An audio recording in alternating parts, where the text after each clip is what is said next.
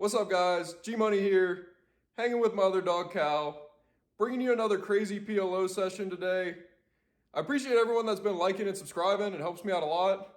Without further ado, let's get into some hands. Alright guys, we're at the PLO table. This game's crazy. We've actually been playing for about 2 hours before this hand comes up, and there have been regular $10, $20, and even $40 straddles. This table ran overnight, and some people have built up big stacks. The current big stack's around 5,000. Other players have north of 3,000. So there's a lot of action. We get into a few small spots, and a small spot at this game, let's say there's a $20 straddle. We open to 75. We flop nothing 5 ways. We have to fold. Those sorts of hands just aren't that interesting and won't make the vlog. But anyways, we now look down at ace, king, jack, 5 with ace high spades. There's a $10, $20, and $40 straddle on this hand. We're in the $10 straddle position. Hijack, cutoff, button, and the small blind call. We could raise here, but we're going to be out of position, and we'll have to commit a significant portion of our stack, probably 275, if we were to pot it here. Our hand's also not double suited, so we just call. It now is on the $40 straddle, who pots it to 305. Now this is interesting because this guy's been squeezing quite a bit from his $20 or $40 straddles. So I put him on quite a wide range here. The hijack now just calls. This is also interesting because if the hijack had aces, this would be a slam dunk, rip it right in his face kind of spot. So when he just calls, I'm putting him on kind of rundown hands or maybe lower pairs. Just hands that don't want to put all the money in right here. The cutoff folds. And now the button just calls as well. This guy has quite a wide range in most spots, and he could kind of have any 4 cards here. So when he just calls, I don't think he has aces either. It folds around to us, and we have a decision here. Folding is definitely an option. Would be the low variance route. We could give our $40 to the pot, not take any further risk. There's also calling, which I don't like much. If we call, we're now in the spot where we've committed a significant portion of our stack, and we're going to have to make decisions on flops out of position against 3 opponents. So unless it comes perfect, 2 spades, we flop a boat, things like that, it's going to be really hard to play here. There's also raising. And when I think about this spot, the $40 straddle is the only player who can have aces here. But with the amount he's been squeezing, I think it's low probability. We also have an ace in our hand, which means there's fewer possible combinations of aces in the deck. When I think through all these factors, I think I just have the best hand here quite a bit of the time. I wish it was double suited, but either way, I'm all in. It's now on the straddle. He thinks about it, and he calls. The hijack now snap jams. It's on the button. He thinks about it for a while, and he jams. It's now back on the straddle, and he calls it off. So this pot's ballooned up. It's now $9,000. It's a 4-way all-in. We're eligible for the $4,200 main pot, and then there's going to be a $5,000 side pot. We all decide to run it twice, and we're headed to 2 runouts. The first board comes 9, 10, 4, rainbow on the flop. So we got nothing. We're going to need some help here for sure. The turn's the ace of hearts. We now have ace king. Hopefully we can hit a second pair. The river's the 7 of diamonds. None of our opponents have tabled their hands yet. So we're going to see the second board. Comes ace king 6 with 2 diamonds on the flop. Let's go. We got top 2. The turn's a deuce of clubs. And the river's the 4 of spades. Looks pretty clean to us. Our opponents now table 8-8-3-3. So he has a pair of 8s on the top and a pair of 8s on the bottom. The other opponent tables queen jack 8-3, and he actually makes a straight on the top board with jack 8. So we're going to win the bottom board with 2 pair after the hijack mucks his cards, and we're going to win about $1,050 and double up in this hand. We get half the main, and these guys are going to chop up all the rest of the money some which way. That was a crazy one. Let's look at the equities here. So this equity calculation shows the two hands we know from our opponents, and then the hijack player who mucked, we're going to assume he had a double suited rundown hand, which would be the best equity he could have here that wasn't aces or a hand that connected with either of these two boards. And we're a 38 to 40% favorite against the field. This is a super profitable spot to have jammed here. We need 25% equity to break even on average. But having 40%, we're going to make a $600 profit on average when we compute the math here. So we got the money in super good, and we're going to hope to run it up in these next crazy hands and definitely stick around. Not long after that last hand, we now look down at double suited aces in the $10 straddle. There's a $20 straddle on, and there's 3 callers in the cutoff small blind and big blind. When it's on me, I pot it to 120. Now we hear some good news. The double straddle now raises to 400. He only has about $900 total. The small blind calls all in for 200, and this is a slam dunk jamming spot. I'm all in again. The opponent calls it off, and we're headed to 2 runouts again. The first board comes 10 of clubs, king of clubs, 6 of spades. So we have a club draw. The turn is the 5 of clubs, so we make the nut flush. That's a good sight. The river's the 6 of hearts, which pairs the board, bringing possible full houses, but we have a 6, so we block a lot of those. Our opponents haven't showed their cards yet, and the bottom board now comes 7 of spades, queen of clubs, jack of diamonds. So we're just playing our aces.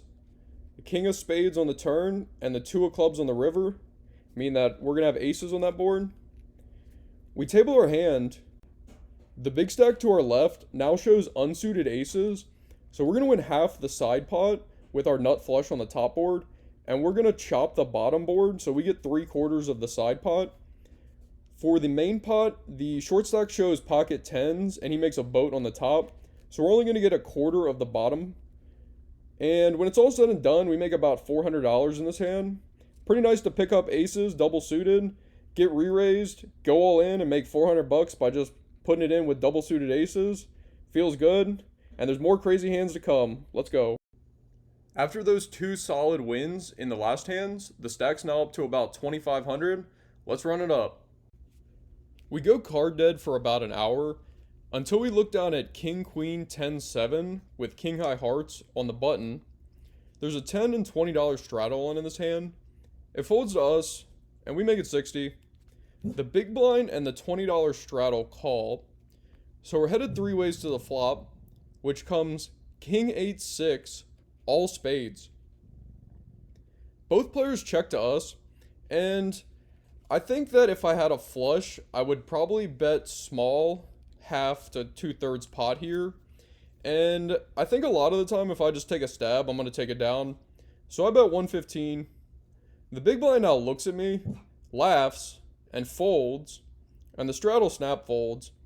I asked the big blind if he wants to see what I have, and he's playing on his phone or something.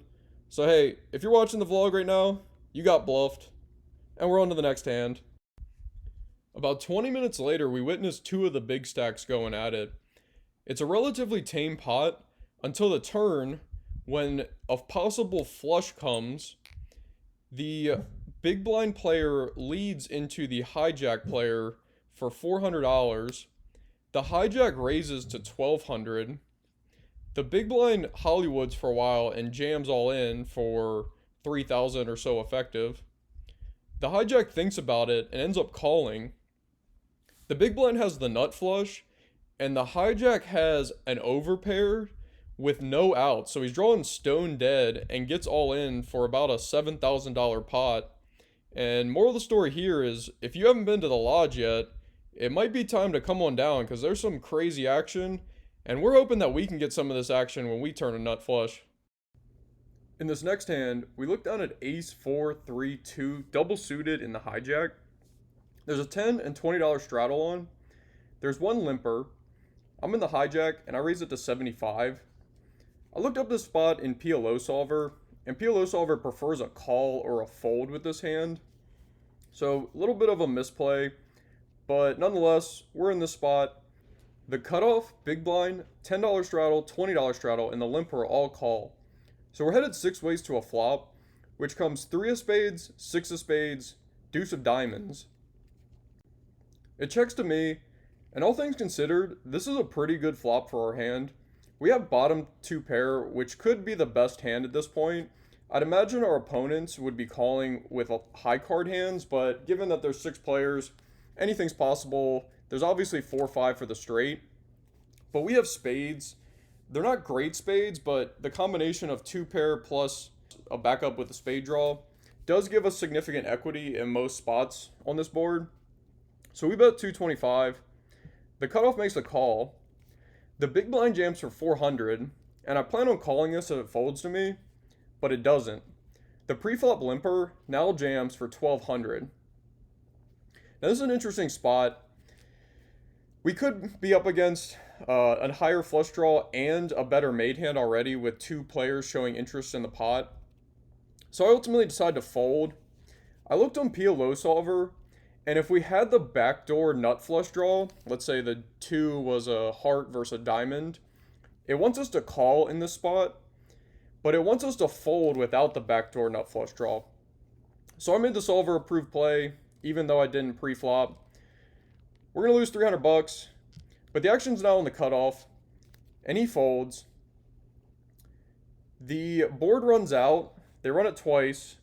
It's the 8 of clubs and the 5 of spades on the top. So we would hit a straight flush, which definitely would have been the best hand. The bottom board now comes the 7 of spades and the ace of clubs. So we would have hit a flush on the bottom board too. The one opponent tables king, jack, 6, deuce. So we had top and bottom pair on the flop. And he's going to hold up against jack, 7, 6, 4 on that board. But the big blind's going to make a better 2 pair on the bottom board and take that one. Neither player had spades here, which is interesting. So, kind of sucks because we made the incorrect fold against their 2 exact hands. I think in theory, we made the correct play. We didn't make the correct play pre-flop. We should have just called or folded. And that's the problem with playing these low card hands. So we're going to learn from this one, and we're going to be on to the next hand. Alright, this game's been action, and we finally have some cards. The very next deal, we look down at ace, king, queen, 10 with the ace high clubs in the low jack. There's a $10 straddle. Under the gun limps. It folds to us, and we pot it to 45. The cutoff makes a call. It folds to the big blind, who pots it to 205. The straddler calls. Now this is another spot where I think I'm just going to have the best hand here quite a bit of the time. I would imagine the limper would have repotted it if he had aces, but this guy's been playing a wide range, so I'm just going to say I have the best hand. I repot it. Big blind now goes all in for 270. The limper goes all in for 1270. I call. We're running it once for the main pot and twice for the side pot. So the first board comes queen of spades, 5 of spades, 7 of clubs. The turn's a 10 of clubs, and the river's a 6 of diamonds, so we have top 2 pair. The bottom board comes 10 of diamonds, 2 of spades, 6 of hearts. The turn's the 7 of diamonds, and the river's the 3 of clubs, so we only have ace 10 on that board. The big stack tables his hand, and he has queen 10 of clubs and 9-4 of diamonds, so we had him dominated and completely crushed with the all-in. We're going to chop the main pot with him after the big blind mucks because we both have queen 10. But on the bottom, we have ace 10, which beats his queen 10. And we're going to win 3/4 of the side pot. And with this hand, we're going to scoop a $770 profit. So another big pre-flop all-in, and we're going to run good again here. We get it in with the best hand once again, and we take down a nice profit. This action's been crazy. Let's go. Great start to the session so far. The stack's now at about $2,900. And it's been about 40 minutes since we've had a playable hand. And I now look down at 5, 6, 8, 9 with 3 spades in a bomb pot. I look down to flops of 5, 5, 9 rainbow and queen, king, ace rainbow. I'm in the small blind, and I have a decision here. Do I lead into the field with my boat on the top board? I'm only losing to pocket nines, and there's only one combination of that possible. But at the same time, there's lots of hands I can get value from. random 5x holdings. Maybe multiple opponents will have Jack 10 or a set on the other board. I think given that we're in the small blind, a check makes a lot of sense to see how many opponents want to fight for this pot. So I check. It checks the middle position, who pots it to 135. The hijack now calls, and it folds to us. So I look at the middle position stack, and she has about 450. The hijack is very deep, probably has $3,000, and has us covered. I think through the potential hands that these two opponents could have here, there's a decent chance that they're both playing the bottom board, since we have the top board so locked up. Like I said, there's only one combination of pocket nines, and only two combinations of 5-9 which we chop with. I think one of these opponents, it's very likely they could have a 5 that isn't boated up yet, maybe has a 5 with higher cards so they could draw to a better full house. There's also a scenario where they both have Jack 10, or one of them has Jack 10 and the other has, let's say, Ace King, Ace Queen, or Pocket Kings or Pocket Queens. And when I think through it, I think it's more likely that both opponents are going to be playing the bottom board.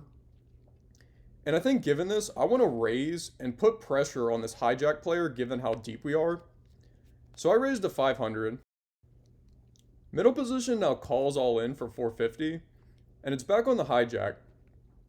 He looks really distraught about his decision, and I'm thinking he has Jack 10 and doesn't know if he's getting quartered and doesn't want to put more money in. Maybe he has a 5 that isn't boated, and he's thinking about should he call and try and hit on later streets. Ultimately, he decides to fold, and when he folds, he shows 5-9 as well. So kind of interesting that we got him to fold a boat with our raise here. He said he didn't have any cards higher than a 9, so he had no redraws to better boats. The board runouts don't really change anything, except we hit a pair of 8s on the bottom. And the only reason I mention that is because if the hijack had continued, we actually would have won a big side pot with our pair of 8s on the bottom. So kind of lucky to not get quartered for the main. A little unlucky to not win the side pot, which could have been significant. But overall, a weird spot. I make about a $100 profit in this hand, so I'm not complaining. And we're on to the next hand.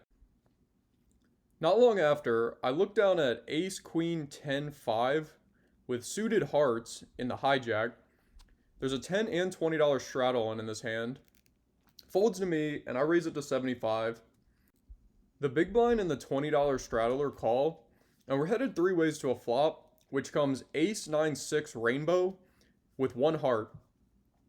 It checks to me, and I do have top pair with a good kicker, but our opponents could have flopped a set or a 2-pair type hand, and I don't think I want to bet into a potential trap here.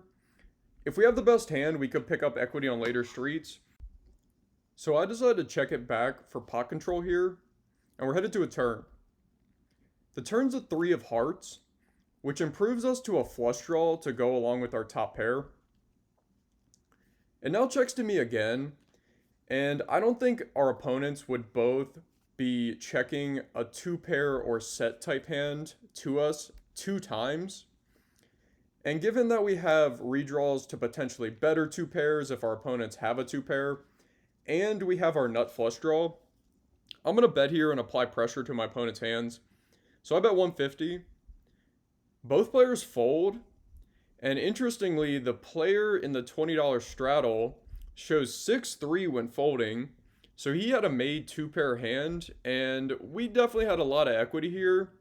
Any queen, 10, or 5 would have given us a better 2-pair, and any heart gives us the nut flush. We also could hit an ace to make trips.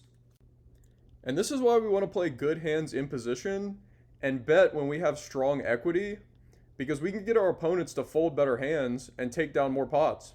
And we're going to take down a nice one here, and we're on to the next hand. About an hour goes by, and there were a few hands where I opened a pot, flopped nothing, folded, until I looked down at 8, 9, 10 jack with jack high diamonds in the low jack. So this is a perfect rundown. This type of hand will have excellent equity against anything our opponents could have, even aces here. So there's a $10 and $20 straddle on. Under the gun limps, and I raise it to 75. We get called by the button, small blind, $20 straddle, and the limper. So we're headed 5 ways to a flop, which comes down Queen Jack 4 with 2 clubs. So there's good news, bad news on this flop. Good news is we flopped a wrap. Any 8, 9, 10, or king gives us a straight. The bad news is I flopped the low part of the wrap. So if our opponents have a hand like ace king 10, any ace king 10 or 9 gives them a straight, and all of those would be better straights than ours. I would have much preferred to see a flop like 7, 8, 4 with 2 clubs. In that scenario, 5, 6 would be possible for a made straight, but we'd have tons of outs to hit better straights and might even have the best equity in that situation. So when I think it through, I think our opponents could call with flush draw type hands or maybe 2 pair type hands, and I'm going to have a lot of equity against those. I also have position on everyone except the button, so I think being able to bet in position and put pressure on our opponent's weak 1 pair hands, random 2 pair hands, or flush draws could get folds. We also could hit a straight, and even though our straight draw could be dominated, I think if we bet, we put pressure on other straight draws, and given that we block other straight draws, it makes sense to bet here. I bet 250, and only the button calls. So we're now headed to a turn, out of position. But the turn comes really good. It's the 8 of spades. So we have the nuts. Let's go. Feels really good to be in a big pot and turn the nuts. I don't want to check here and give our opponent the chance to check back. At this point, our opponent could have lots of hands that could draw out on us on the river. Flush draws, 2 pairs, sets potentially, maybe better straight draws. And we can get value from all these hands. I don't want to bet small and give our opponent the correct price to continue with those hands. So I want to bet big enough to get value. And I think the right bet size here is just pot. I bet pot. It's 585. And the button folds. He said he had ace, king, king, 4 with no clubs. So kind of an ambitious call on the flop. Hoping to hit a gut shot or a king, I guess. But the king would have given us a straight. And that would have been really favorable. But either way, we're going to take down a $550 profit in this hand. And we're headed to the next hand. We've been playing for about 6 hours at this point, and our stack's now up to $3,400 from our $1,300 initial buy-in. About 40 minutes goes by, and I look down at this monster, ace, ace, 8, 8, with suited clubs. I'm in the $10 straddle. There's also a $20 straddle on. Middle position, low jack, button, and the small blind call. I'm going to pot it to 150. Pretty easy decision with aces and a pair of 8s and suited clubs. Middle position now goes all in for 170. The low jack calls and everyone else folds. We would love to pot it here, but this $20 raise doesn't reopen the pot. So I just call. And we're headed heads up to the flop with the low jack, and we're going to be out of position here. The flop comes down 10 of spades, 9 of clubs, 3 of diamonds. So all we have here is a pair of aces with a backdoor club draw. We do have blockers to potential straights, but I don't think we have enough equity to bet into our opponent here. I decide to check. My opponent now bets 250. So I want to think through the types of hands he could have. He could have flopped good. He could have 2 pair. He could have a set. He could have straight draws. He could have worse overpairs. And he could have rundown type hands that are a combination of pairs and straight draws. Against most of these holdings, we're not doing too great. The problem here too is we're out of position. So let's say we call the 250. What happens on a 4 on the turn? Or a jack? Or a king? Or pretty much any card that's not an ace or a club? It's going to be really hard to continue. I checked with PLO solver, and it likes our check here with only one backdoor flush draw. When faced with a bet, it's a really close spot between a call and a fold. And in this spot, I do decide to ultimately fold. And the runouts come a six of spades and a six of clubs.